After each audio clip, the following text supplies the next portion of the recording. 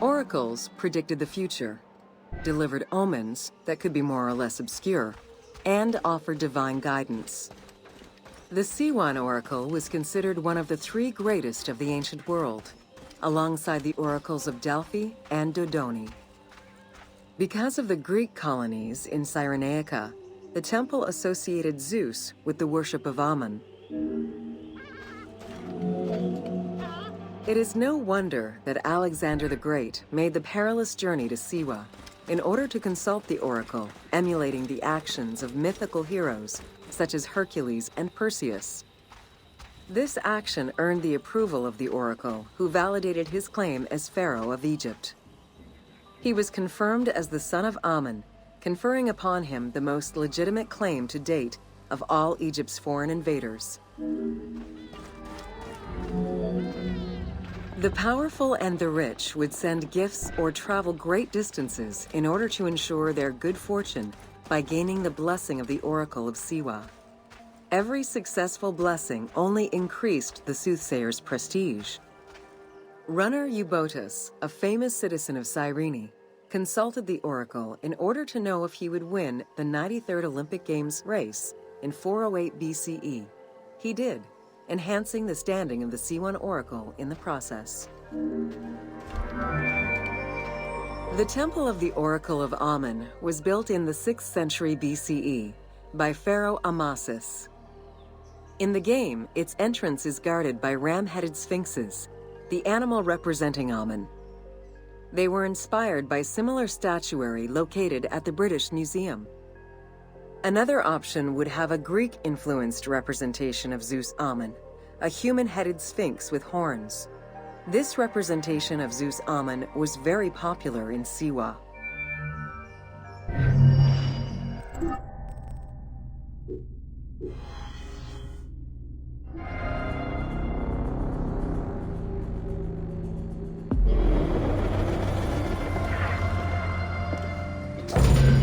Welcome to the Fayum. The Fayum Oasis is an enormous basin in the western desert that formed from the Nile's overflow. As such, it is not considered a true oasis, though it gives its name to the region, which covers Lake Moeris. The oasis harbors some of the oldest archaeological artifacts of the region, indicating that the area has been inhabited by hunters and gatherers since the Neolithic period. The Fayum Oasis drains into Lake Moeris, which was a large freshwater lake, but at some time became a saltwater lake. In the 12th dynasty, ancient Egyptians redirected the water flow with a dam and dug a supply canal using the lake as their reservoir. Irrigation enabled them to continue growing crops of figs, grapes, and olives year-round. Reed boats, feluccas, triremes, and kerkeros were the most commonly found craft within the landlocked waters of Egypt. They were used for various purposes, ranging from daily fishing, trade, warfare, and travel, to the ferrying of massive stone blocks used to build the great monuments of Egypt.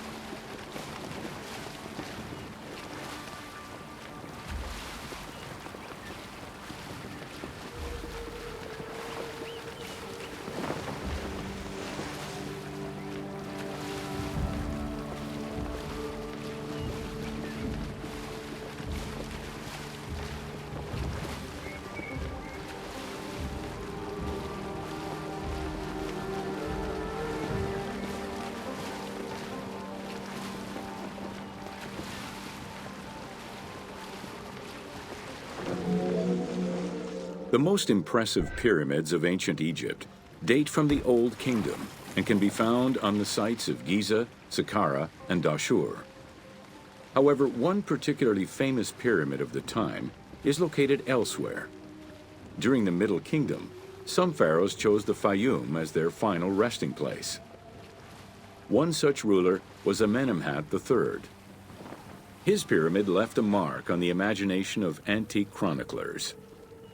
They referred to it as the Labyrinth, mostly due to the vast mortuary temple complex at the foot of the pyramid. Herodotus mentioned that he had visited 12 courts and over 3,000 of its chambers. But he was also well known for being prone to hyperbole.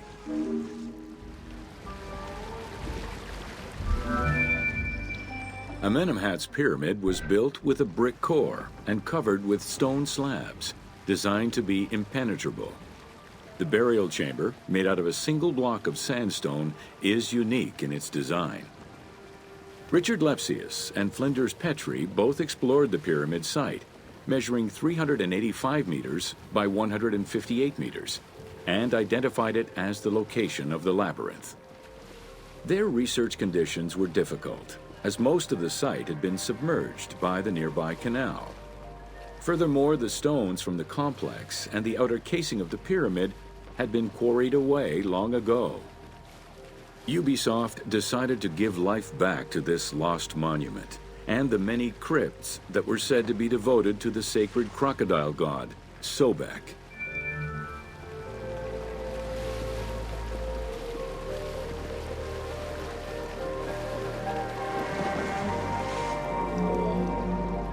Founded during the 5th dynasty, the site was popular during the 12th dynasty under the name of Shedet.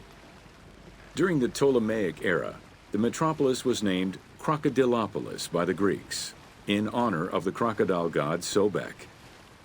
During the Greco-Roman era, the Cleruks, soldiers of the Ptolemies, settled there after their military service and expanded the irrigation systems.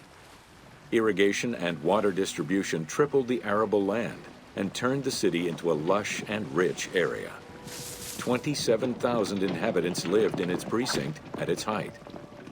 The city's location was strategic in controlling the many small waterways connecting to the main canal, and thus the Nile.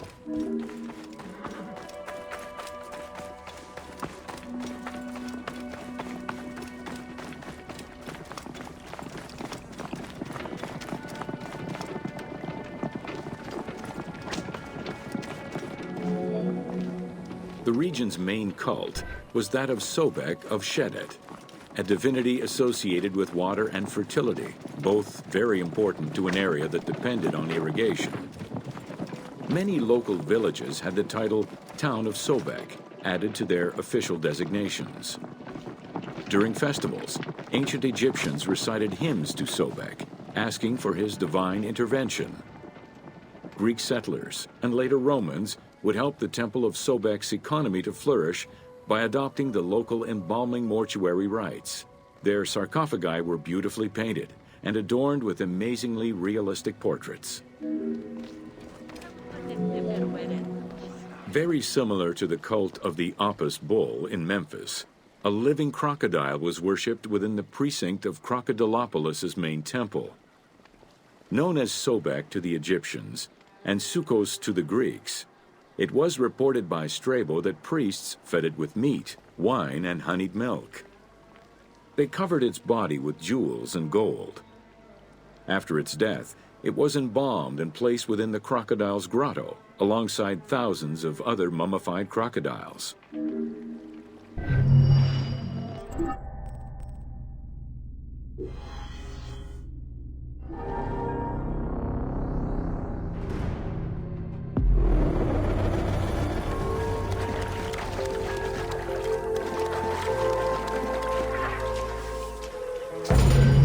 Welcome to the city of Memphis.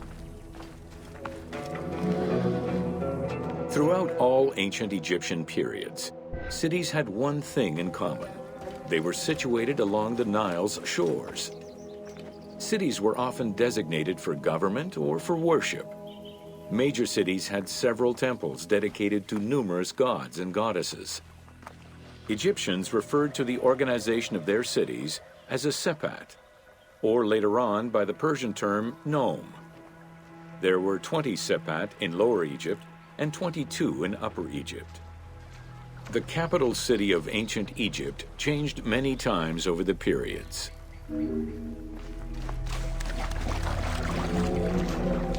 One of the largest was Memphis, located in Lower Egypt. It was a key center for religious temples, including their most important deity, Ptah, god of creation. Thebes, located in Upper Egypt, competed with Memphis and featured as both a political and a religious center. Two important temples, Luxor and Karnak, were built there.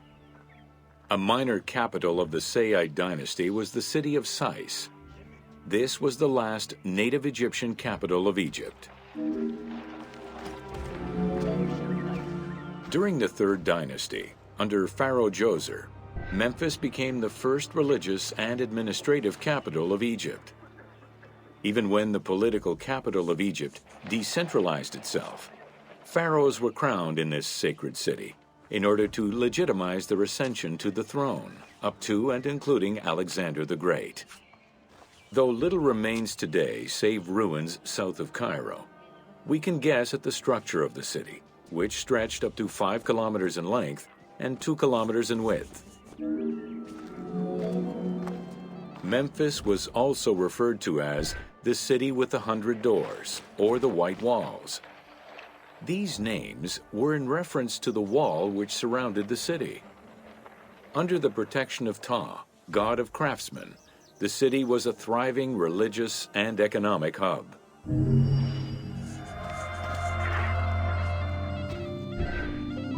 Welcome to... It was under the watchful eye of Ptah of Memphis, the god of craft and architecture, that ancient Egyptians developed the unique rendition of the world they lived in. However, it is vital to understand that their view of art, and those who created it, was likely very dissimilar to the modern concept of the word. Instead of artists, the creative culture had skilled and respected artisans. The most significant categories of specialties for crafters were drawing, painting, sculpture, and metalworking. Ancient Egyptian craftspeople created both art and a wide variety of mundane, everyday tools. Every item created had a specific purpose and was produced by anonymous artisans who worked alone or with a team. Most crafts, such as pottery and metalworking, were utilized for everyday items. Luxury goods and artwork illustrations served temple rituals and were not meant for public display. Artisans rarely signed their names to the work, though they were clearly aware that they possessed a unique skill and talent for the task. Art, in all its forms, has offered not only a practical insight into the way ancient Egyptians lived, but in how they viewed the world and their place in it. The balance of order and chaos was crucial in both the physical and the metaphysical universes. As a result, their art appears to follow a strict set of stylistic conventions that supported this worldview. From households and palaces to temples and tombs, pottery, papyrus, and textile items were essential to the everyday life of ancient Egyptians. In ancient Egyptian culture, drawing was used as illustration, such as seen in the Book of the Dead.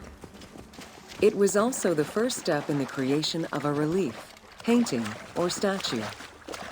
Two-dimensional representations were concerned with order and form, and were intended to honor gods and promote the transition of the soul to the afterlife.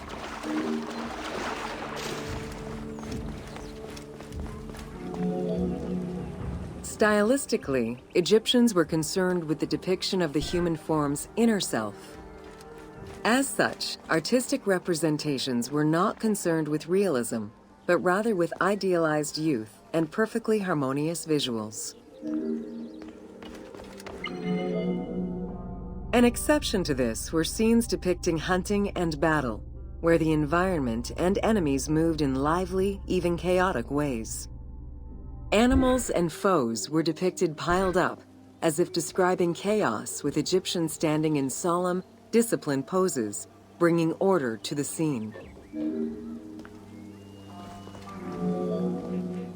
Reliefs could be either in high relief or low relief. Either method required a surface suited to the desired technique. Preparation of the surfaces differed depending on the quality of the rock. A quarried block only needed a simple smoothing. Rough-cut rock monuments, such as those found in tombs, required more work. Often the surface was coated in plaster before being sculpted. For reliefs, preliminary sketches were drawn in red, then framed with a red. Statues were believed to be vessels for the. For reliefs, preliminary sketches were drawn in red, then framed with a red grid to position the elements of the scenes. Corrected sketches were in black, and once approved, the scene was ready to be carved. This method likely explains the name given to relief makers, the one who draws the outlines.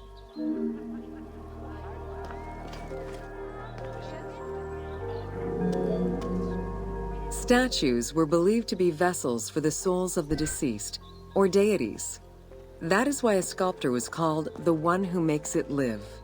This divine duty earned them the utmost respect. As with a relief, creation of a sculpture began with a drawing. Most statues were made of quarried blocks of stone, primarily limestone, though sometimes harder stones such as quartzite were also used. In ancient Egypt, the profession of crafter was organized and relied on a specific hierarchy. Most artisans depended on an institution to provide them with raw materials. There were 3 working levels for craftsmanship: domestic, large estates, and within palace and temple workshops. Some royal workshops, at their largest, covered an area of about 2.8 square kilometers in size. At the domestic level, most Egyptians were craftspeople to a greater or lesser extent. The ability to repair tools was a daily necessity. Crafted everyday items could also be bartered for at the local market. Artisans with skills but lacking in resources worked at large estates, where the elite provided them with space to work and raw materials. The most skilled artisans were employed in royal or temple projects and benefited from a special status. They were provided with good workspaces and considered to be highly skilled. An ancient text known as the Satires of Trades has a number of descriptive summaries that offer teasing glimpses into how artisans were perceived. A coppersmith was said to stink and have fingers that resembled crocodile droppings, while potters were said to be like those who lived in bogs.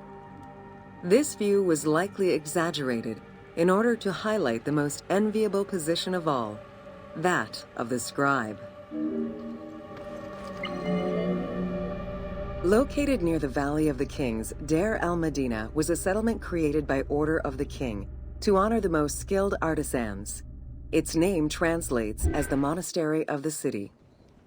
Allocated a house on the initiative of the king, these craftsfolk were regarded with respect and referred to as the royal artisans.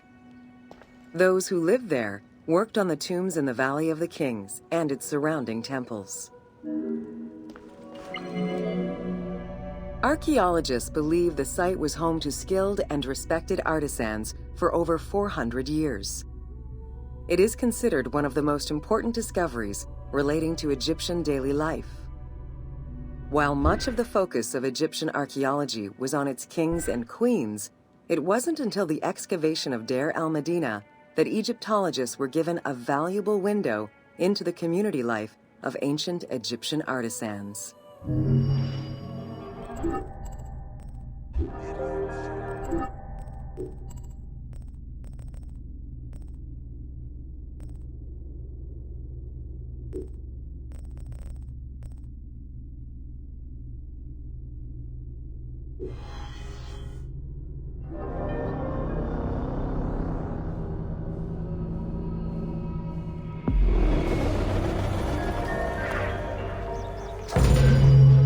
Welcome to Rediscovering Egypt. In the 19th century, the increased intensity of tourism and excavations, as well as the outflow of antiquities to other countries, threatened Egypt's archaeological heritage. Egyptians took part in this destruction by ransacking sites for artifacts to sell, quarrying stones from ancient monuments, and removing sebak, ancient mud bricks, to reuse for their own purposes. A major step in conserving Egypt's heritage was taken in 1858, when the Viceroy of Egypt created the Antiquities Service. Supported by a team of foreign scholars, Auguste Mariette exerted an iron grip on the service. He carried out his work across Egypt and into Nubia, intervening on almost every major site. Aware of the necessity of keeping unearthed artifacts in Egypt, Mariette requested a museum be created for that purpose in 1858. This museum was the ancestor of the Egyptian Museum. Gaston Maspero, Mariette's successor, expanded and reorganized the Antiquities Service and instigated laws regulating the export of artifacts. French scholars ran the service until it passed into Egyptian hands in the 1950s. As of the mid-19th century, Egyptology was fast becoming a recognized discipline within both private institutions and learned societies. A French architect, archaeologist, and former researcher, Jean-Claude Golvin, now specializes in the artistic reconstruction of ancient cities and monuments. To date, he has created more than 800 drawings, which include 3 volumes focusing on the reconstitution of ancient Egypt. His work is exquisitely detailed and can be found in books and museums around the world. The team was thrilled to collaborate with Jean-Claude Golvin in order to recreate Egypt for the game. In the 19 exclusive watercolors he created for the team, Golvin used scientific data as the base and then extrapolated to provide a full interpretation of various locations and monuments in ancient Egypt. Both early sketches and fully rendered images were then used by the team as references while building the world of Assassin's Creed Origins. Although ancient Egypt's rich religious culture and its mortuary monuments continue to be investigated, the modern discipline of Egyptology has shifted focus. Rather than single-mindedly retrieving impressive artifacts, Egyptologists today focus instead on increasing the body of knowledge.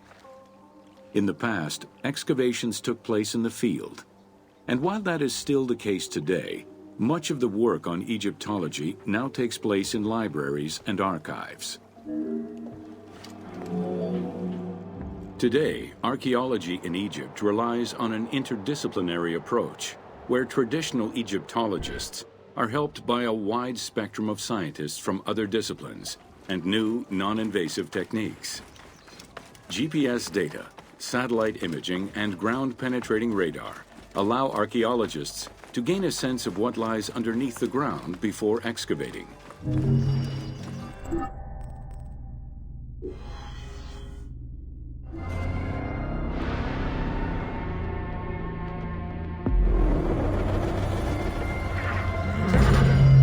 Welcome to natron.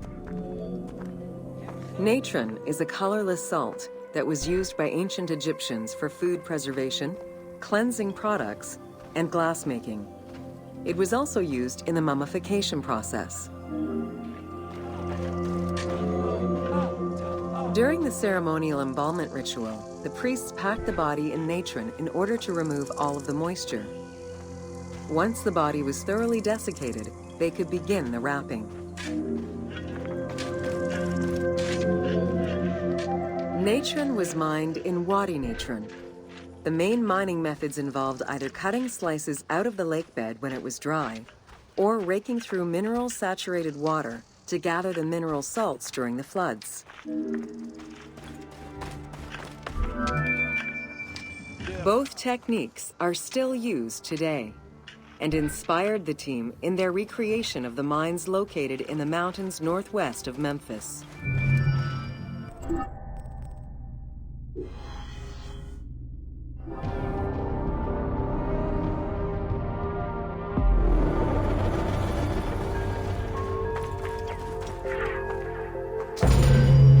Welcome to Fauna of Ancient Egypt.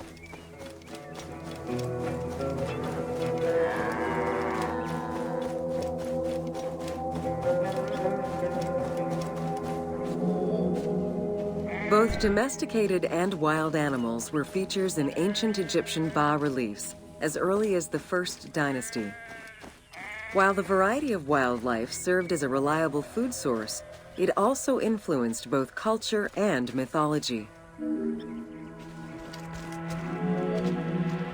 Egypt's terrain allowed for a diverse range of animals, including panthers, rhinoceroses, elephants, and many variations of antelopes.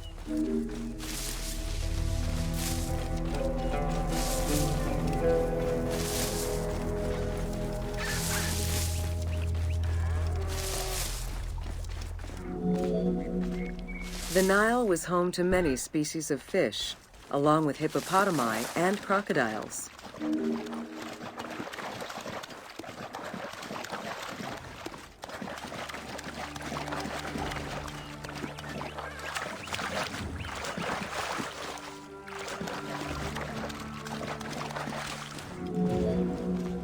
The wide variety of birds that populated the riverbanks, from raptors and waterfowl to songbirds, were all cataloged within Egyptian hieroglyphic signs. Encounters with reptiles and insects, such as cobras, scorpions, and scarabs, influenced hieroglyphs and art.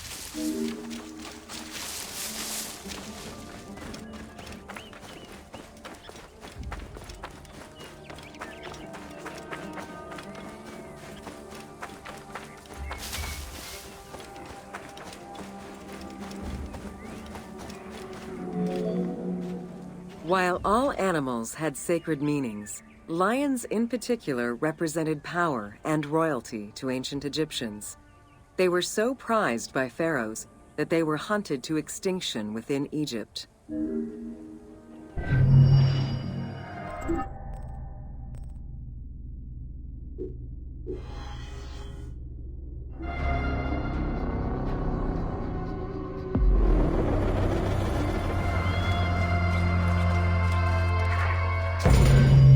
Welcome to Flora of Ancient Egypt. The climate and unique geography of the Nile Delta offered a wide variety of plant species. Many of these plants served as sustenance for ancient Egyptians and as crops for trade. The Nile's consistent seasons allowed Egypt to sustain itself for centuries. Possibly the most useful of the plants was the papyrus. This tall sedge plant grew in abundance along the water's edge of the Nile. Commonly known for its use as paper, the ancient Egyptians found many other functions for it, including rope, sandals, and mats. Papyriform boats made from the plant are seen in paintings and reliefs, and were used in ritualistic ceremonies. There were many types of trees along the River Nile, such as the date palm, carob, and tamarisk. The earliest fruit tree cultivated was the fig tree, followed by apple, pomegranate, and eventually olive trees during the era of the New Kingdom. Some trees were associated with gods, such as the acacia with Horus.